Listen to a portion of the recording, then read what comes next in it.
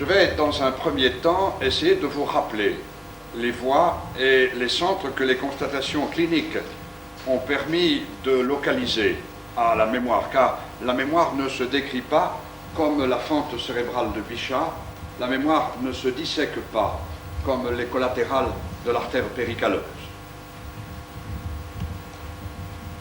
D'abord, pour essayer de fixer le concept de mémoire, je voudrais le représenter sous la forme d'un item circulant, item qui est chargé d'une certaine valence et qui va se fixer sur un site pour assurer dans un premier temps un codage passif.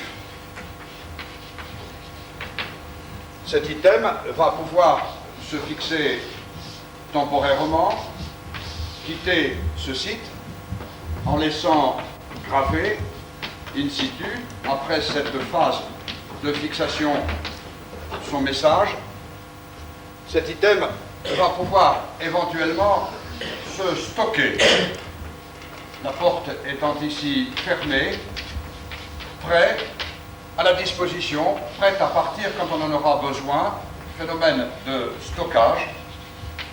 Cet item va enfin pouvoir s'effacer, ayant quitté son site, et ceci va constituer l'oubli physiologique qui caractérise 90% des impressions sensorielles qui frappent quotidiennement notre tissu nerveux sans y marquer la moindre impression.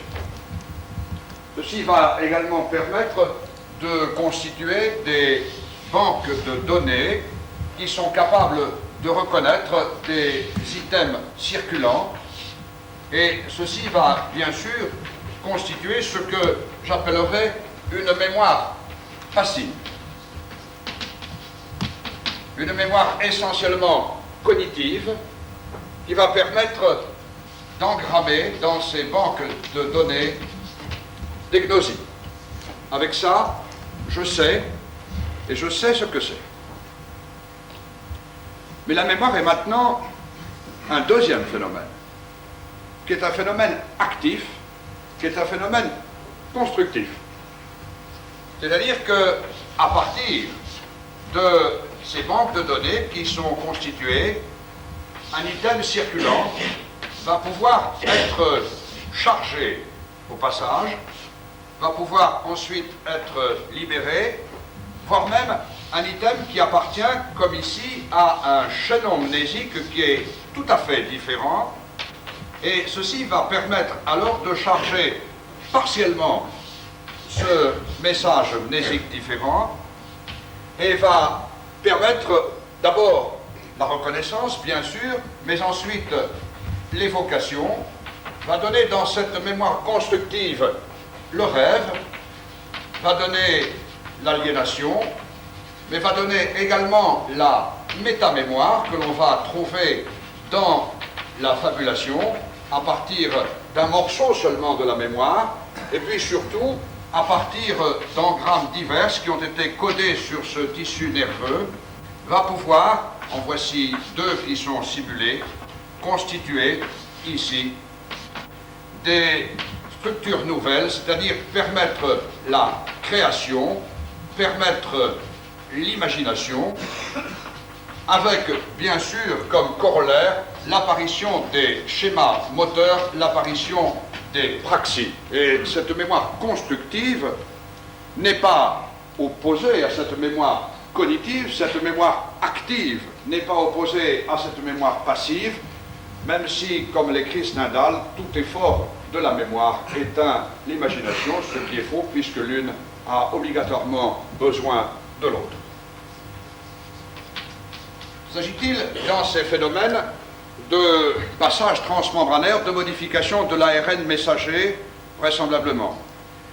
Y a-t-il libération de médiateurs, activateurs, facilitateurs? Certainement, mais cela n'est pas si simple car l'injection de ces drogues suffirait à soigner la maladie d'Alzheimer. Il s'agit là de la mémoire simple, de la mémoire primitive, de la mémoire cellulaire et des êtres unicellulaires. Les grains de pigments dans un mélanocyte vont se concentrer autour du noyau en présence des ultraviolets. Au contact de la substance urticariante du cnidocyle, de l'actinie ou de l'ortie, va apparaître une réaction bulleuse. Et les amibes ou les bactéries killers obéissent à ce type de mémoire. C'est une mémoire génétique, mémoire extrêmement réflexe, qui existe bien sûr chez les êtres inférieurs. Ce turbellarié marin aveugle qu'on appelle convoluta va dans le tube à essai au laboratoire, très loin du sable du bord de mer, remonter en haut du tube à marée haute et redescendre en bas du tube dans le laboratoire à marée basse. C'est ce que certains appellent la mémoire génétique, la mémoire biologique, vont appeler quelquefois aussi le biorythme. Alors, deuxième concept aussi simple qui va découler de celui-ci, c'est que pour constituer les banques de données, les gnosies, avant d'en arriver aux réponses motrices, il faut toujours passer avec un schéma identique. À la périphérie existe un système capteur qui va recevoir les perceptions, puis ici va exister un système traducteur qui va transformer ces perceptions en une onde quelconque avec ou sans libération de neuromédiateurs, puis ici le système transmetteur. Et ce système va être marqué par la présence de synapses sur lesquelles je reviendrai tout à l'heure. Ces synapses vont finir par ces voies transmettrices à arriver à des relais qui sont des relais centraux, sous-corticaux, avec une première possibilité d'association entre ces relais centraux de même niveau, et là, la possibilité déjà d'une réponse sous-corticale qui va correspondre à la réponse réflexe, à la réponse instinctive. Ceci va élaborer, bien sûr, un schéma moteur. C'est à ce type de réponse que la majorité des animaux vont obéir, n'en déplaise à tous ceux qui veulent trouver une certaine forme d'intelligence au cheval ou à l'éléphant. À partir de ces relais, vont maintenant se projeter par des voies de projection vers les centres supérieurs, vers les centres corticaux, que nous allons schématiser comme ceci, avec l'apparition du cortex, vers les banques de données, vers les voies associatives, vers les voies constructives, et bien sûr, là, vont apparaître les voies commissurales avec les structures droite et gauche, et la réponse qui va repartir vers les centres sous-jacents ou directement vers la périphérie. Eh bien, à la périphérie, ce sont les organes de captation des différentes formes sensitives ou sensorielles. Ici, ce sont les voies nerveuses, des nerfs en passant par la moelle. Ici, nous en arrivons au tronc, avec dans ce tronc la substance réticulée, sur laquelle j'insisterai beaucoup dans cette conférence, car je pense qu'elle est très intriquée dans le phénomène mnésique. Bien sûr, ici, des centres comme le locus ceruleus, puis un tout petit peu plus haut, la zone thalamique et la zone hypothalamique, avec les noyaux gris centraux, et puis bien sûr au-dessus le cortex et les voies associatives. La mémoire pour moi est d'abord une mémoire splanchnique, ensuite une mémoire somatique, et nous allons développer ces deux grands types de chapitres. La mémoire splanchnique tout d'abord, elle va à partir de la paroi viscérale.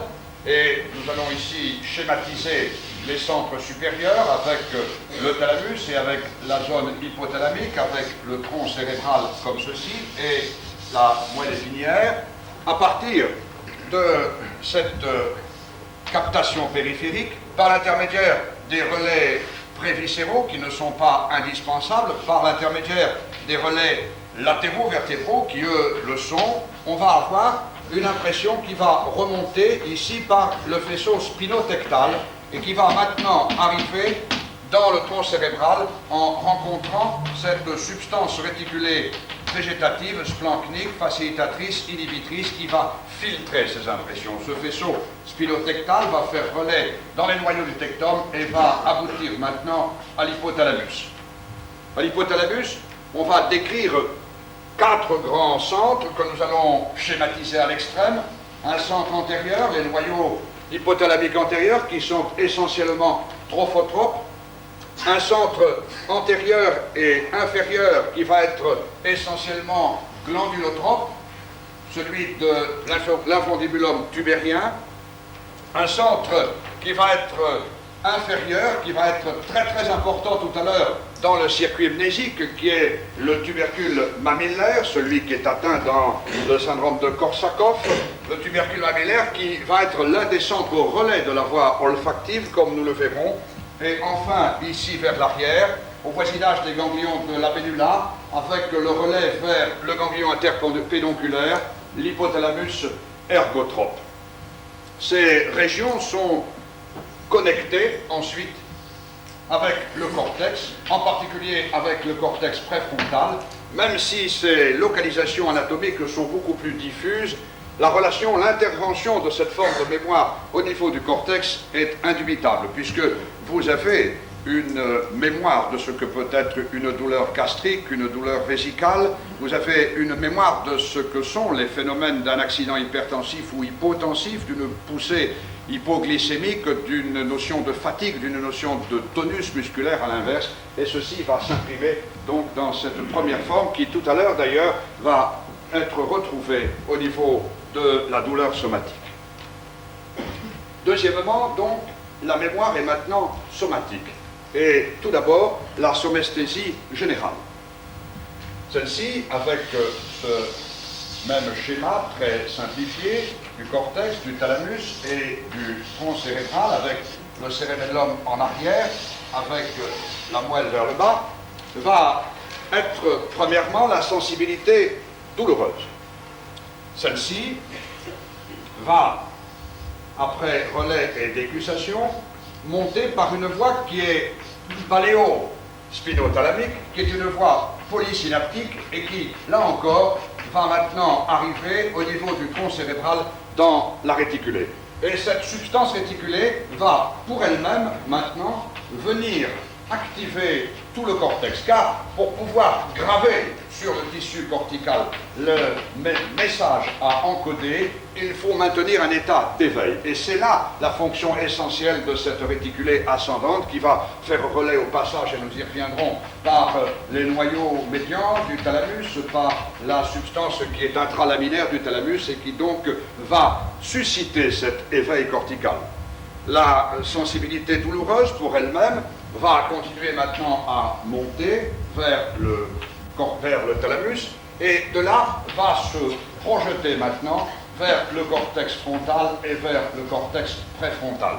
Il s'agit ici de l'apparition de la notion d'algognosie et d'algorhythmie, c'est-à-dire la notion de souffrance qui est la forme corticalisée de la douleur et qui est très différente de la douleur.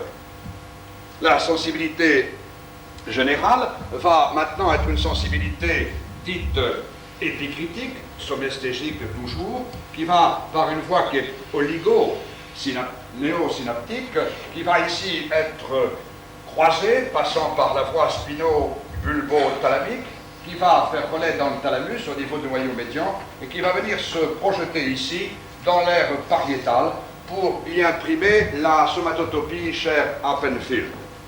Enfin, la sensibilité somesthésique générale va être une sensibilité proprioceptive consciente qui, elle aussi, par des voies similaires oligosynaptiques, va croisant, faire relais au niveau des noyaux du bulbe, va faire relais dans le thalamus et va venir maintenant s'engrammer au niveau du carrefour de Wernicke, à la jonction pariéto-temporo-occipitale, pour y imprimer le schéma corporel avec lequel on va ensuite travailler en permanence.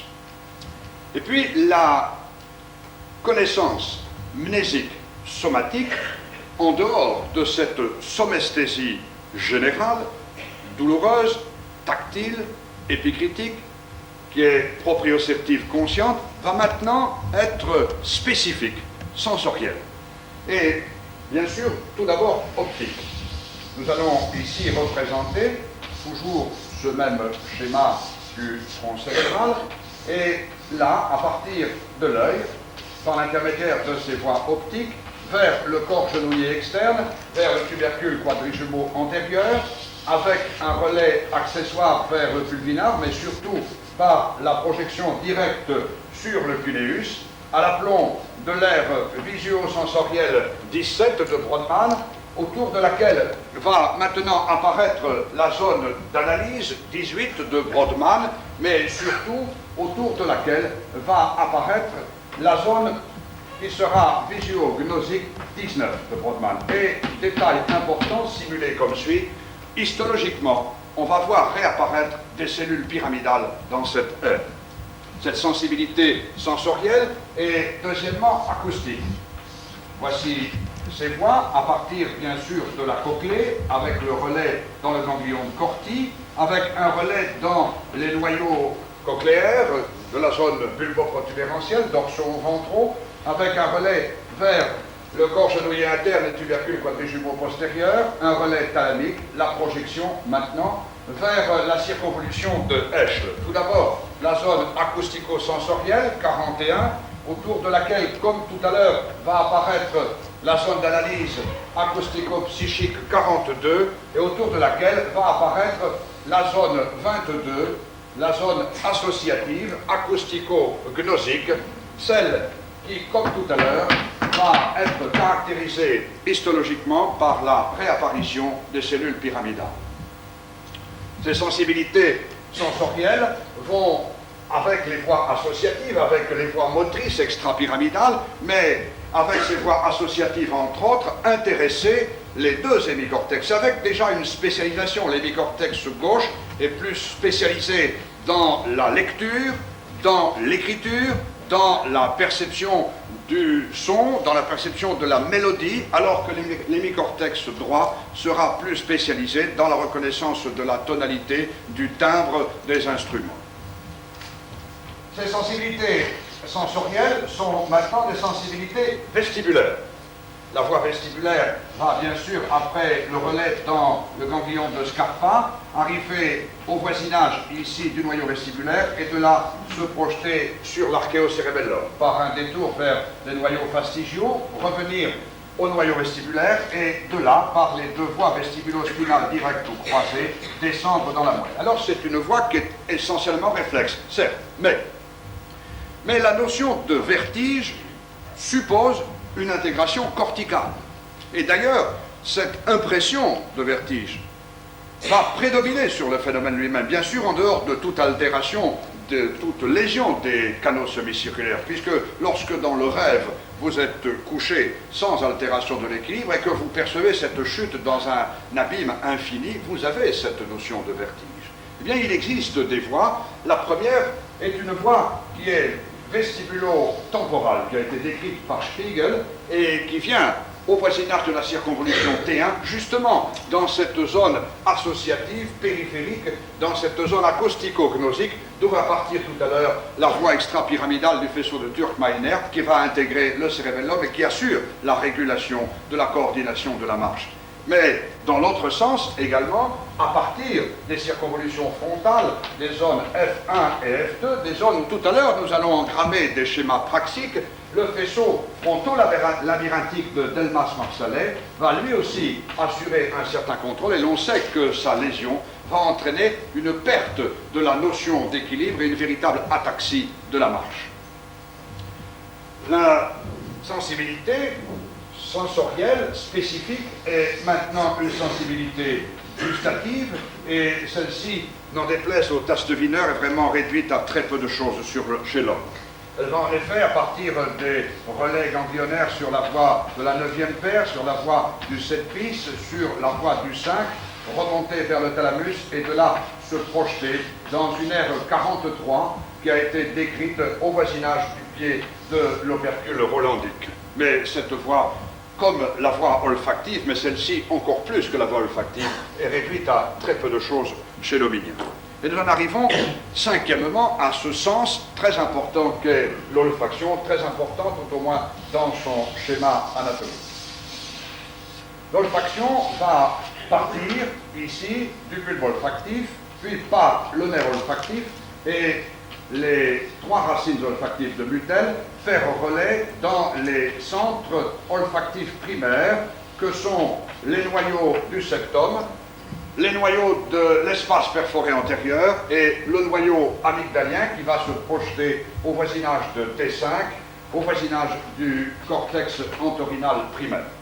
À partir de là, par l'arc marginal externe de Zuckerkand, par l'indusium griseum, par le fasciola cinerea, le fasciola dentata, le corps chaudronné de His, par la bandelette de Giacomini, la boucle va être à nouveau fermée par la bandelette diagonale de Broca, qui va venir diviser l'espace perforé antérieur en deux portions, une portion postérieure qui est pâle, mais une portion antérieure qui est grise, et dans laquelle, comme tout à l'heure, histologiquement, on voit réapparaître des cellules pyramidales. Ça, c'est le sens le plus primitif, qui est certainement l'un des plus involués chez l'homme, l'homme étant un animal microsmatique. Mais tout a commencé par être olfactif. Ne serait-ce que le comportement dans les fonctions génésiques, ne serait-ce que le comportement instinctif de l'animal qui reconnaît son petit à l'odeur. Et dans le comportement général de l'individu, la fonction olfactive est très importante. Lisez ce roman étonnant de Patrick Suskind qui s'appelle Le Parfum, histoire d'un meurtrier, et vous verrez l'importance du système d'urinencéphale. Alors, qui dit, bien sûr, zone amygdalienne, qui dit zone T5, toute cette arc externe dit système limbique, dit hippocampe, et nous arrivons là à une structure qui est primordiale dans les fonctions mnésiques. L'hippocampe va s'intégrer dans ces circuits de Papez, et nous allons ici sur une coupe sagittale médiane, localisée, tout d'abord, vers l'avant, la zone singulaire antérieure, marquée par la circonvolution péricaleuse des aires 24, puis au-dessus, ici, du corps calleux, la circonvolution péricaleuse singulaire postérieure 23, puis la circonvolution 33, puis maintenant l'aire qui est sous-corticale, sous-calleuse postérieure, et bien sûr, maintenant, la zone de l'hippocampe, jusque, et y compris à la pointe, à l'incus, où tout à l'heure, nous avons projeté ce noyau amygdalien avec, à son voisinage, le cortex entorhinal primaire.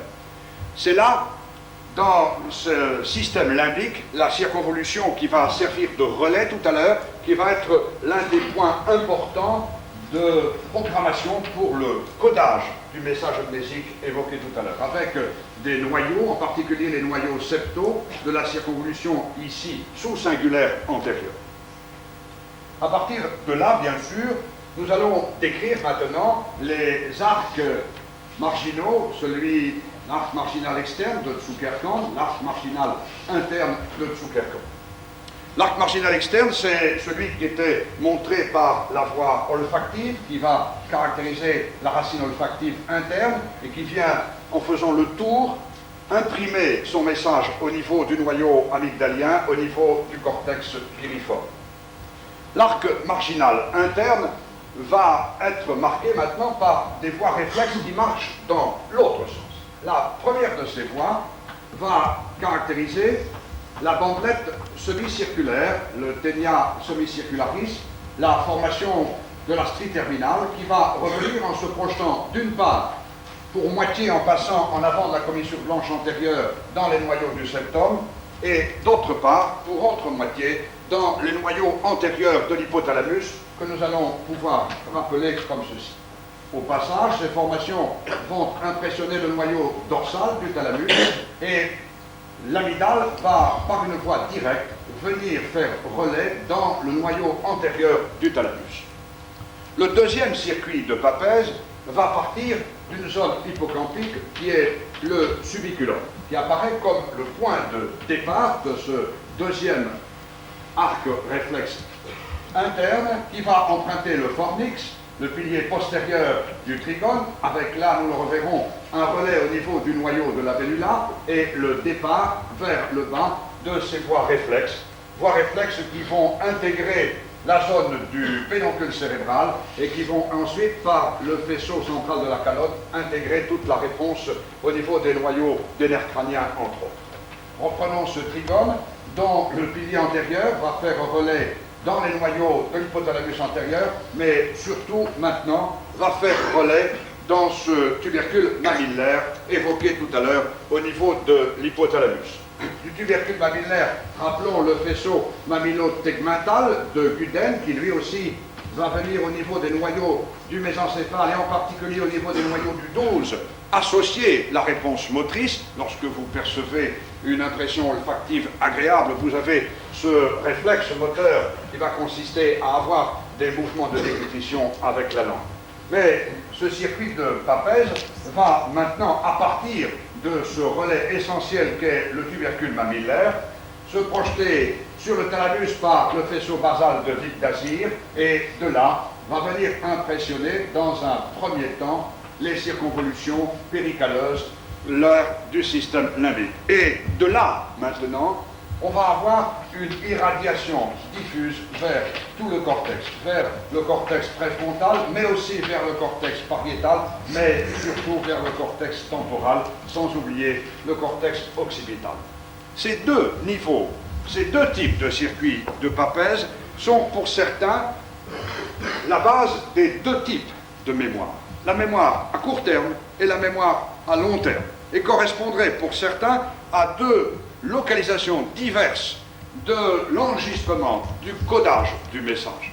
Pour la mémoire à court terme, seul le circuit interne suffit.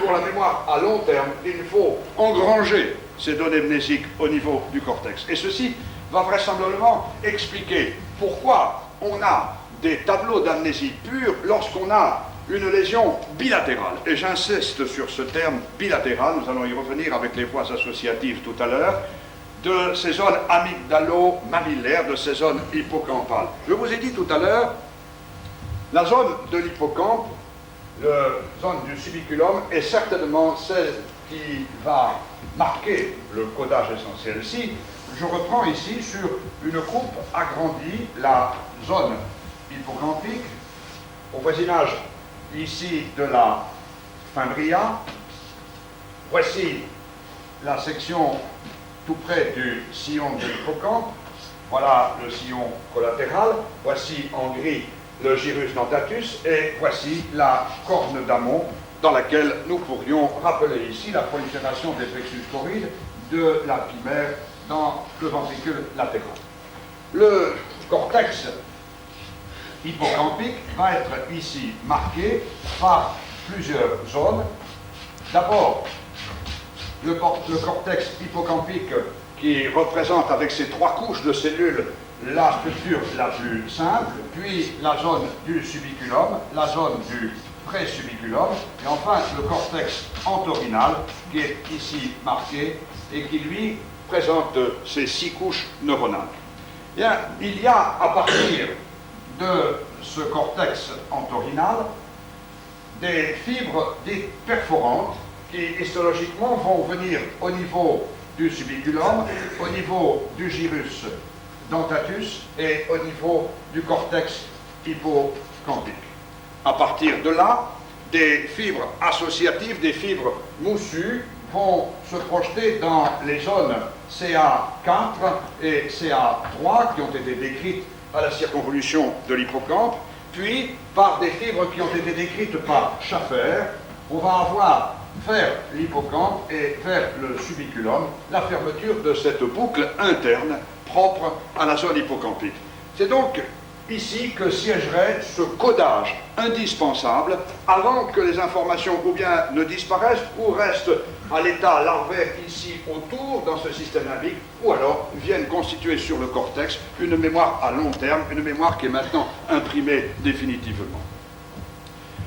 Il y a à ce niveau une réflexion à faire sur l'importance de la substance réticulée qui filtre toutes ces informations, sur l'importance aussi des différents types de neuromédiateurs que l'on découvre tous les jours et qui montre combien est complexe ce problème de la transmission mnésique. Cette zone hippocampique va recevoir des impressions qui sont, par exemple, des impressions sérotoninergiques, celles qui lui viennent ici de la réticulée du tronc, de la réticulée des noyaux du raphet médian, sérotoninergique également dans les relations entre l'amygdale, le noyau amygdalien, le cortex piriforme et la zone du sibiculum. Mais cette zone va recevoir aussi des influences qui viennent des noyaux septaux et qui, elles, sont des influences dopaminergiques. Mais cette zone va recevoir maintenant des influences des noyaux du pectum. Et ces influences postérieures vont être, elles, à l'inverse des influences cholinergiques, mais le locus ceruleus, qui était évoqué tout à l'heure, qui est si important dans l'apparition du rêve, dans le contrôle de la mémoire, va lui avoir des influences qui sont noradrénergiques. Mais la stimulation temporale intensive, unilatérale, est capable d'entraîner des décharges mnésiques, la réapparition brutale de souvenirs très anciens. La partie préfrontale antérieure va, elle, être marquée par des cellules cholinergiques. On sait que dans l'Alzheimer, il y a une raréfaction de ces cellules cholinergiques. Mais les constatations que l'on peut faire en reprenant ce schéma sur l'animal, en voyant comment certaines hormones, comment certaines drogues peuvent intervenir, ne nous donnent pas non plus la clé du problème. Prenons par exemple les amphétamines. Bien, les amphétamines agissent certainement à la périphérie. En effet, lorsque expérimentalement ou en péropératoire, on injecte en intraventriculaire de l'amphétamine, cela n'améliore pas les capacités mnésiques. Si l'on envisage l'injection ici de syringopine ou l'injection de réserpine, on induit une amnésie transitoire. Si l'on injecte à l'inverse de la norépinéphrine, on va à faible ou à moyenne dose sur l'animal améliorer les capacités mnésiques. Mais à forte dose, la norépinéphrine va inhiber les possibilités mnésiques. Et si maintenant on injecte de façon concomitante de la réserpine ou de la syringopine qui induisent une amnésie, si on injecte en même temps de la norépinéphrine ou de la dopamine, on empêche l'apparition du tableau amnésique induit par ces drogues. Alors, toutes les constatations qui sont faites dans l'Alzheimer, dans le syndrome de Korsakoff, dans la démence, dans la sénescence, au cours de l'épilepsie, au cours de l'ictus amnésique, quels que soient les types de lésions, lésions traumatiques, lésions vasculaires, lésions toxiques, lésions infectieuses, ne nous aident guère non plus. Je crois que le médicament de la mémoire n'est pas pour demain. Il y a ici, maintenant, après ce stade de la mémoire cognitive, à faire apparaître la mémoire constructive, la mémoire motrice. En effet, connaître pour connaître ne sert à rien. Savoir par cœur n'est pas savoir, dit Montaigne, c'est tenir ce que l'on a donné en garde à sa mémoire. Et toute connaissance, toute consultation à cette banque de données va se traduire par un mouvement. Et c'est ici que vont apparaître dans ces circuits mnésiques les voies associatives, tout d'abord, associatives, premièrement, intergnosiques. Je fais sur un schéma des deux hémicortex, gauche et droit, comme ceci. Vous évoquez ces voies associatives intergnosiques qui sont tout d'abord des voies intra-hémisphériques.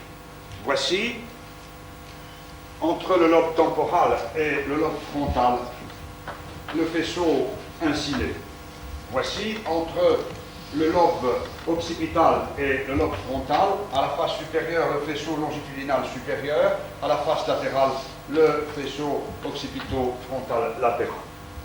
Et puis, deuxièmement, maintenant, les voies associatives interhémisphériques, droite-gauche, les voies commissurales. D'abord, la commissure blanche antérieure, qui va justement mettre en relation les noyaux septaux, les noyaux de la portion du noyau amygdalien à la portion médio-basale, qui va, par cette commissure blanche antérieure, être associée au noyau contralatéral.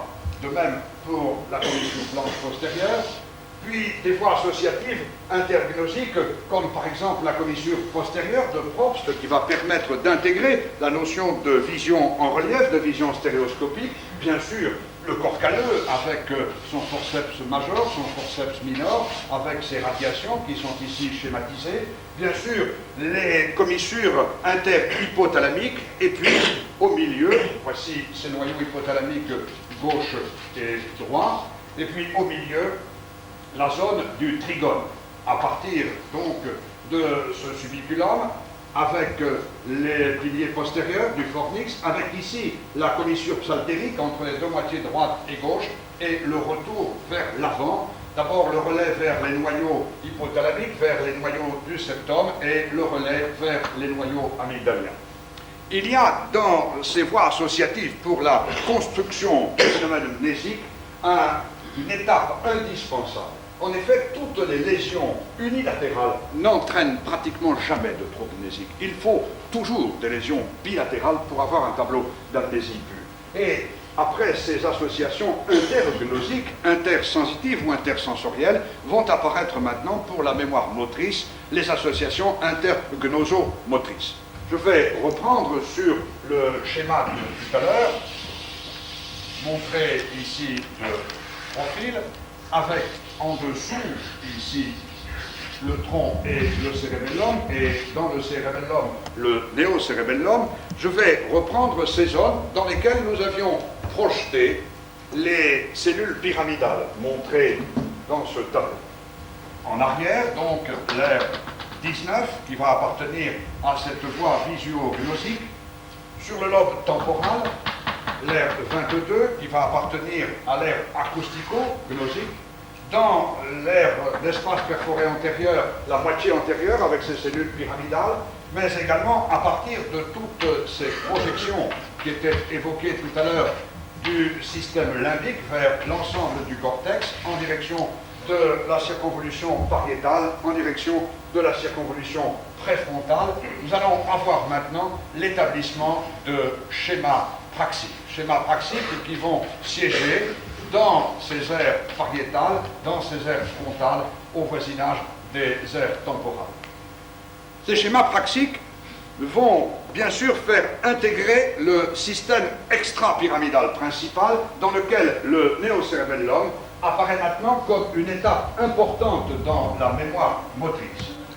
D'abord, à partir du faisceau ponto-néocérébelleux, décrit par Arnold, à partir du faisceau qui est temporo-occipito-pontin et ponto-cérébelleux, décrit par Turkmeiner, nous avons ici l'intégration de ce cortex néocérébelleux, d'où une première voie qui va remonter par la voie qui déguste dans la commissure de Wernicke, va revenir renseigner le cortex. C'est là la première boucle fermée chère à la joanine.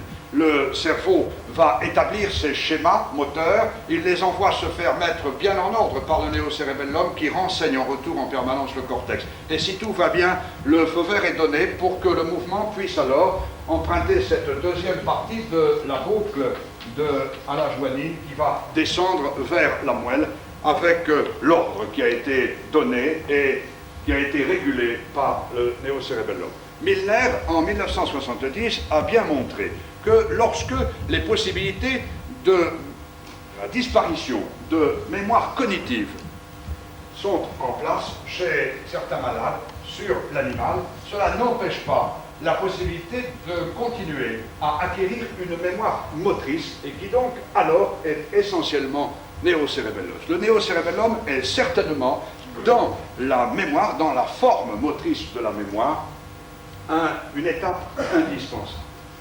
Eh bien, vous voyez que nous avons ainsi construit, à partir de la mémoire cognitive pure, en passant par les mémoires associatives, et pour en arriver au déroulement du schéma moteur, les étapes successives de ce qui permet de juger des capacités mnésiques de quelqu'un. En effet, connaître pour connaître, s'il n'y a pas une réponse motrice au bout, ne sert à rien.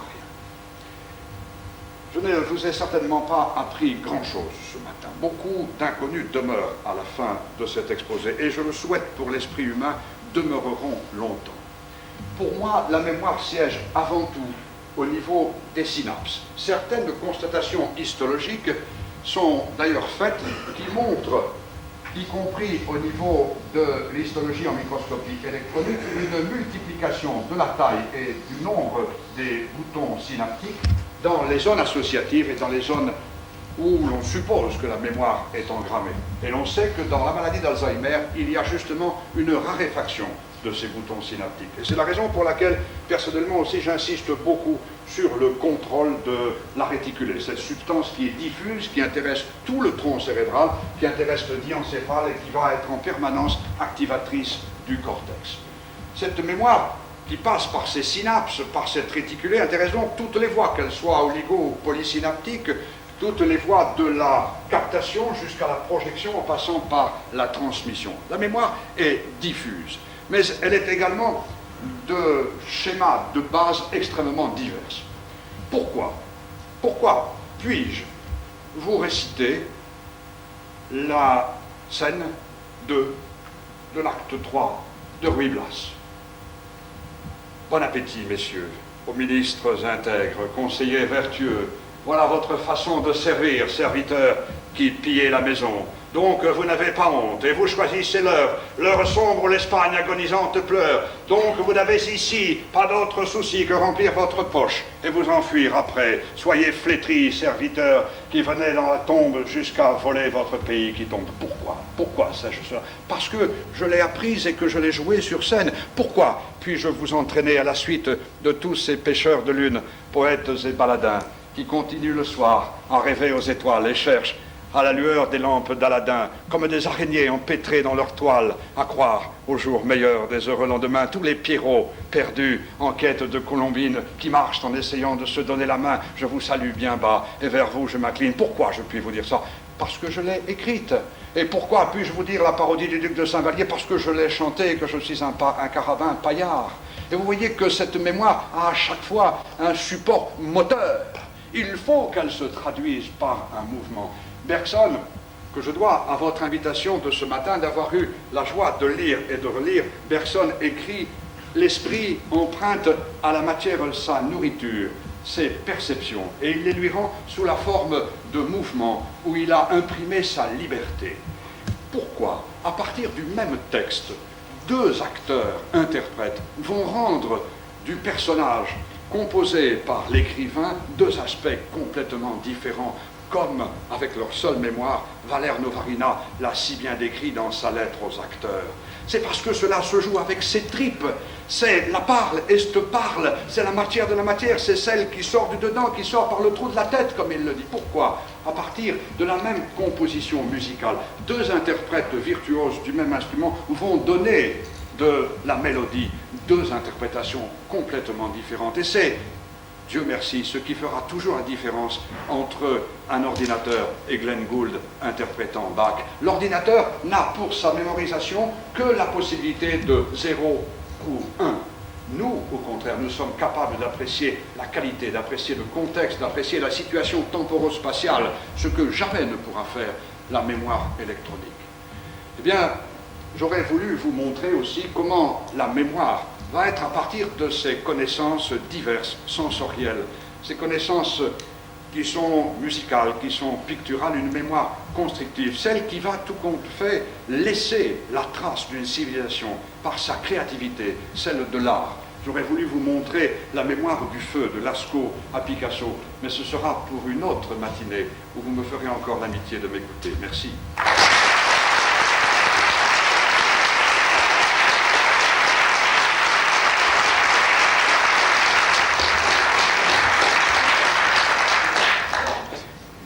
Il n'y a rien à dire.